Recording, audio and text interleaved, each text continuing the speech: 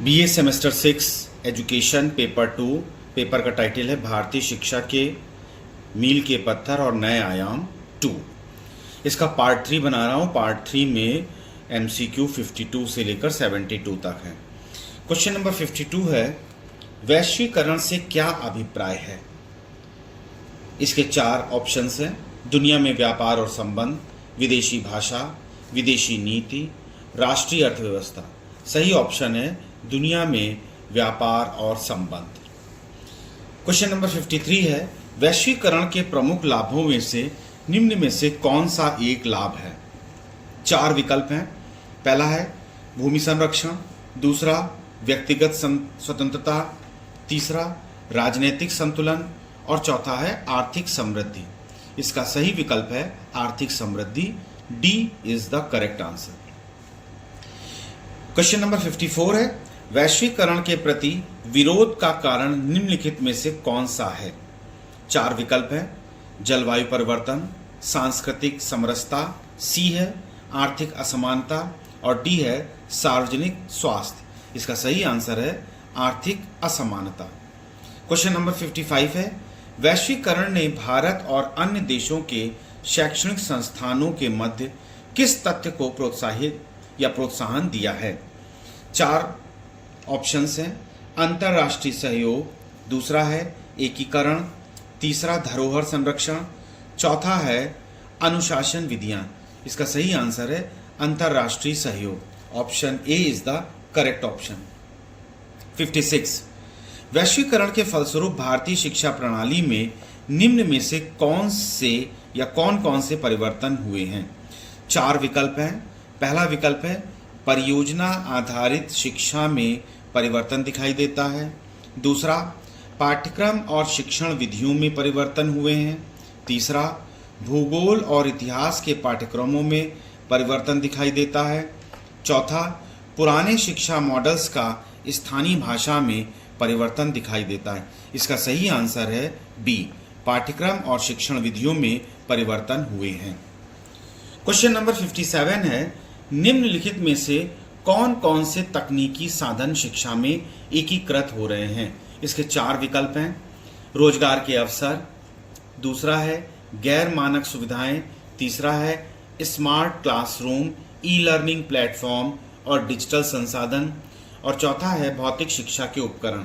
तो इसका सही विकल्प है smart classroom, e learning platform और डिजिटल संसाधन।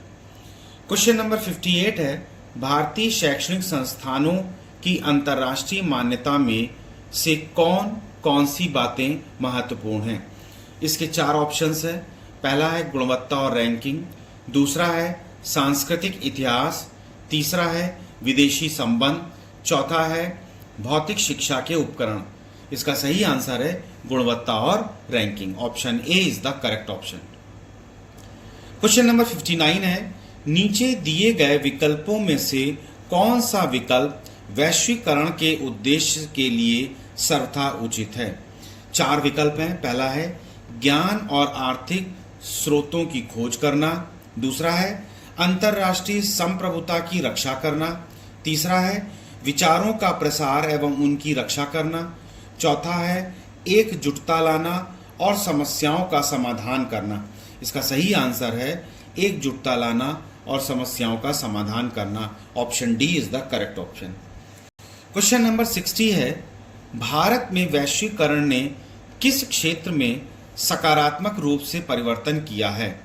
4 ऑप्शंस हैं। सांस्कृतिक समृद्धि, दूसरा है शिक्षा के क्षेत्र में, तीसरा है राजनीति के क्षेत्र में और चौथा है आर्थिक विकास। सही आंसर है ऑप्शन बी, शिक्षा के क्षेत्र में।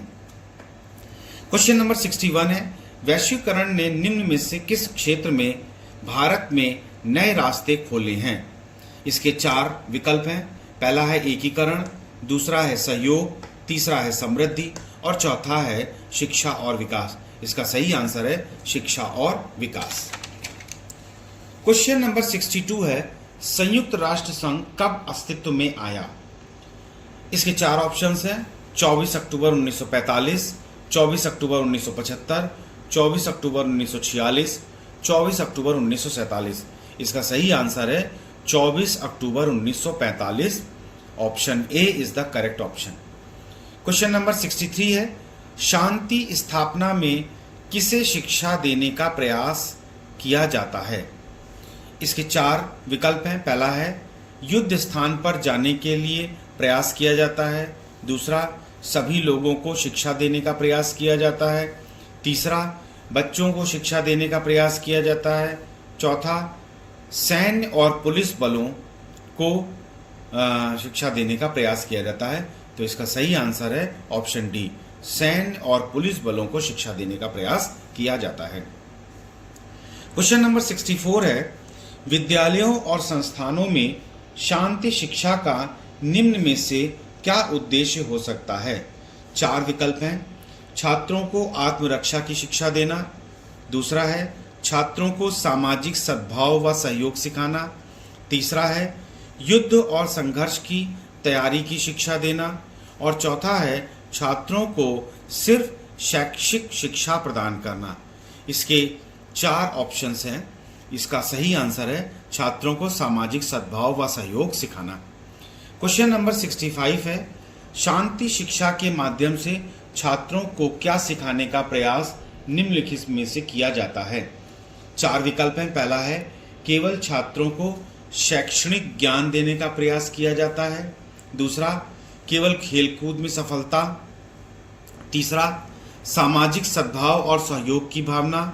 और चौथा है युद्ध की रणनीति का ज्ञान देने का प्रयास किया जाता है।